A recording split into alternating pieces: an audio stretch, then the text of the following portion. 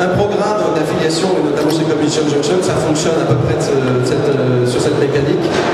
Évidemment, un pure branding en bonus, je le rappelais, 4 000 milliards d'impressions en 2009. Le modèle, c'est donc du branding, c'est un paiement à la performance, c'est une maîtrise de la marge, c'est une intégration qui est pérenne et long terme, c'est toute forme d'intégration, c'est un réseau de distribution national et international, puisque l'intérêt aussi au travers de Competition Junction, c'est de travailler avec des très très gros éditeurs qui sont américains et qui ont du trafic français ou francophone ou sur d'autres pays. Donc on a vraiment une logique d'accélération au travers d'un réseau international, et évidemment dans le but de générer du CA du prospect.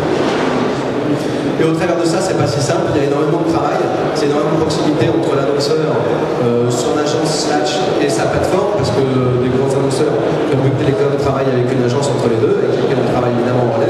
C'est du conseil, c'est de l'accompagnement, c'est évidemment toute la notion de tracking et création d'animation de réseau. On en reparlera tout à l'heure avec un jeu de questions-réponses avec Jérôme. C'est des reportings qui sont évidemment personnalisés. C'est du recrutement permanent d'éditeurs et c'est un back-office complet d'animation et de gestion du réseau, notamment pour le paiement des commissions qui sont centralisées et rééclatées derrière auprès des éditeurs. Et évidemment toutes les notions de support. Des chiffres qui ont été communiqués par Competition Junction aux US, 63% des 500 plus gros marchands nous font confiance depuis 1997, comme ces différents acteurs. Et donc, Jérôme nous fait l'honneur d'être présent. On voulait vous présenter un peu plus, c'est là les objectifs de Jérôme, notamment pour Bouygues Télécom, dans la mise en place de ce programme. Faire un petit bilan sur 2 ans et demi, 3 ans d'expérience ensemble, et après jouer sur une logique de questions-réponses avec Jérôme, mais aussi avec vous, pour vous donner son orientation et sa perception. Eh ben, je suis Jérôme Laplace chez Bouygues Télécom. On travaille avec Value Click depuis 2006. Et l'objectif que leur ont assigné mes prédécesseurs, puisque c'était pas moi, je faisais pas encore partie du groupe, c'est assez simple, c'est un réseau de distribution. Généralement, ce qu'on demande à un réseau de distribution, c'est de faire des ventes. À ceci près que, comme Amaury vous l'a expliqué, dans l'affiliation, on fait des ventes avec une démarche publicitaire. C'est un peu tout le contraste de la chose. Donc, c'est géré par des gens qui sont et publicitaires et commerciaux chez Bouygues Télécom. La gestion opérationnelle du programme est dédiée à une agence média conseil qui s'appelle en l'occurrence Zenith. Enfin, en tout cas, depuis un an, on travaille avec Zenith sur ce programme-là, qui a une équipe dédiée pour la gestion de ce programme-là. Et on travaille évidemment avec une plateforme d'affiliation.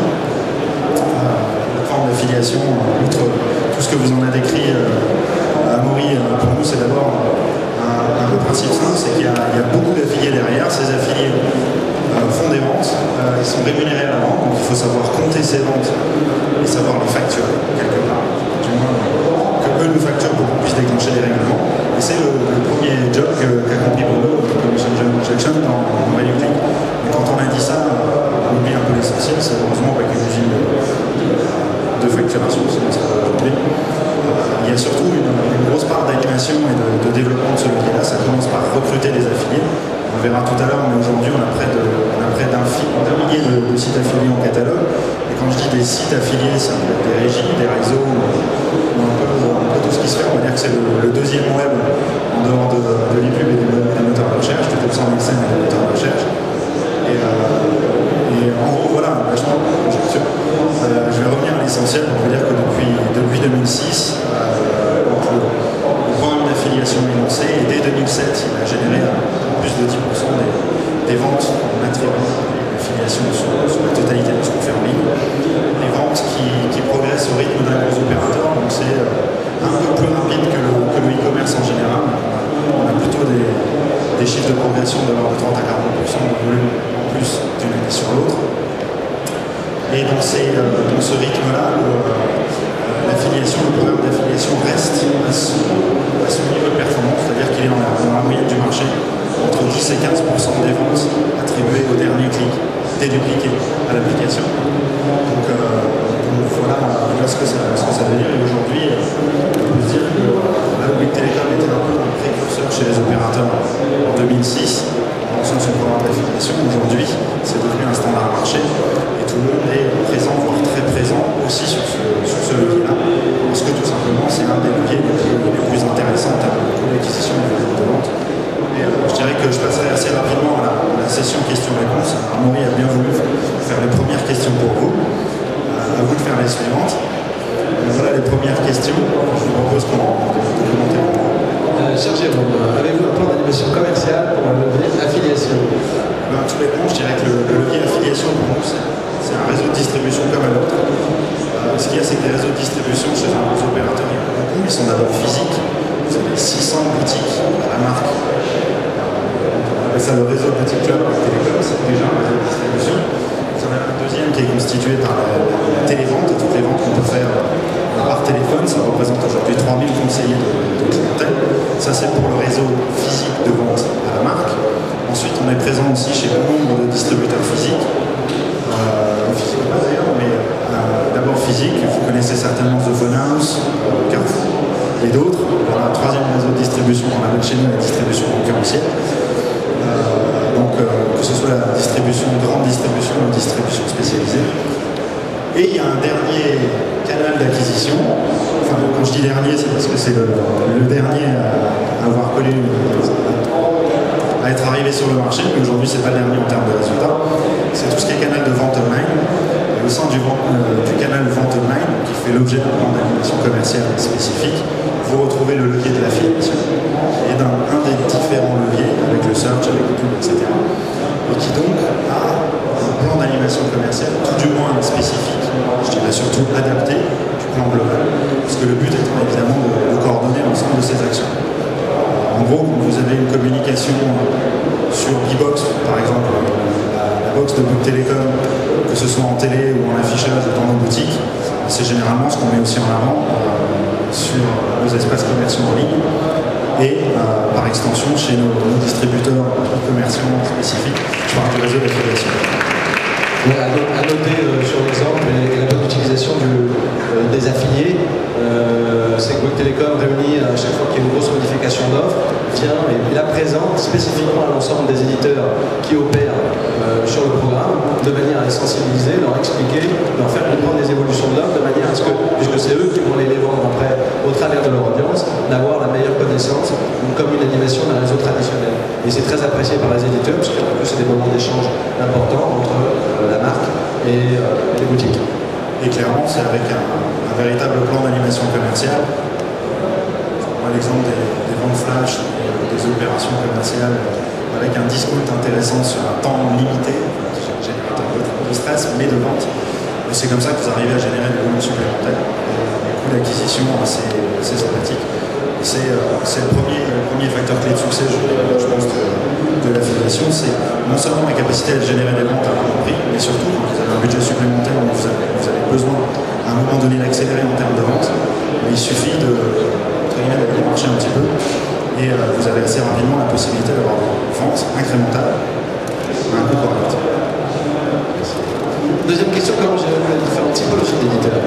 Ça, j'en parlais un tout petit peu tout à l'heure en disant que si l'affiliation suit nos progressions en termes de volume, elle reste à un niveau assez standard dans la part des ventes réparties.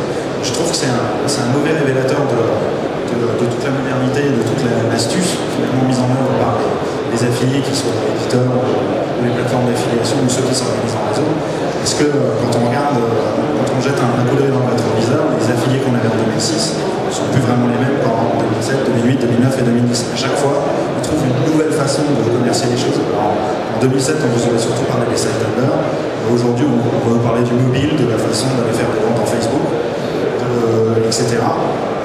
En passant par les sites affinitaires, les comparateurs, les annuaires, ceux qui se lancent dans les campagnes de keywording avec le keywording sur des marques, surtout les changements avec Google du 14 septembre. Bref, je trouve que c'est certainement le levier qui fait le plus preuve d'initiative. Et je dirais qu'il n'y a rien qu'un intérêt culturel à suivre ces évolutions, parce que généralement, c'est les premiers à attaquer un nouveau marché. Ouais, et à partir du moment où on a un nouveau format et une nouvelle typologie d'éditeur, si elle n'est pas remontée, spécifiée, expliquée, analysée, de manière à ce qu'elle soit intégrale avec l'annonceur, on ne peut pas en tirer parti, parce qu'il y a souvent des formats qui peuvent être un peu différents, c'est une approche qui va être différente. Et là, il y a une grosse interaction de temps en créa avec l'agence et l'annonceur pour être sûr qu'on peut l'exploiter, qu'on la teste, qu'on l'exploite et c'est vrai que l'évolution est forte en termes de typologie d'éditeurs et de format. Cette année, je crois qu'on n'a pas encore le mobile. Les réseaux sociaux, il y a une très grosse intégration et développement qui sont faits dessus. Et dans ces cas-là, je peux parler des emailers, des sites de cashback, des codes promo. Ça, on les connaissait des déjà. sites de plan, etc. Donc, on peut se dire qu'il n'y a pas une filiation, mais autant d'affiliation qu'il y a d'éditeurs. Absolument. Pouvez-vous nous donner une évolution comparée entre le off et le on? On parlait tout à l'heure des plus 35% online sur l'ensemble du marché et plus 1,4 en traditionnel. Alors ça, c'est... moi j'appelle ça comment se passer de la bonne, parce que c'est sûr qu'on vu qu'on est arrivé les derniers, il faut rattraper le retard sur les autres, on va dire ça comme ça. Mais plus généralement, je dirais que chez un opérateur de télécom, pardon, c'est un métier un petit peu spécifique parce qu'il faut essayer d'aller vous vendre de l'abonnement. J'espère que vous en avez tout ça. La démarche online finalement s'y prête aussi bien, voire même avec un peu plus de commodité qu'elles sont dans une boutique ou au téléphone. Sauf que les habitudes sont dures à combattre et on se rend plus facilement dans une boutique parce que, je sais pas, parce que par exemple on a tissé un lien avec le vendeur, ça pourrait être une bonne raison, ou au téléphone parce qu'on se dit qu'on va avoir quelqu'un de personnifié qui va s'occuper de son cas, alors qu'en ligne il faut faire une bonne partie de la démarche tout seul par exemple. Donc ça fait partie des choses pour lesquelles on milite, nous, la direction internet au sein de Bouygues Télécom, parce que la direction internet c'est 50 personnes chez un gros opérateur qui va faire 7 000 employés, voire même un peu plus. Donc en gros, si je donne une évolution entre le off et le online, je dirais qu'on est concentré sur les mêmes objectifs. Parce que l'objectif essentiel d'un opérateur, c'est de digitaliser les actes, qu'ils soient clients ou prospects. Essentiellement parce que ça génère une économie, que ce soit dans la gestion d'un compte ou dans son développement.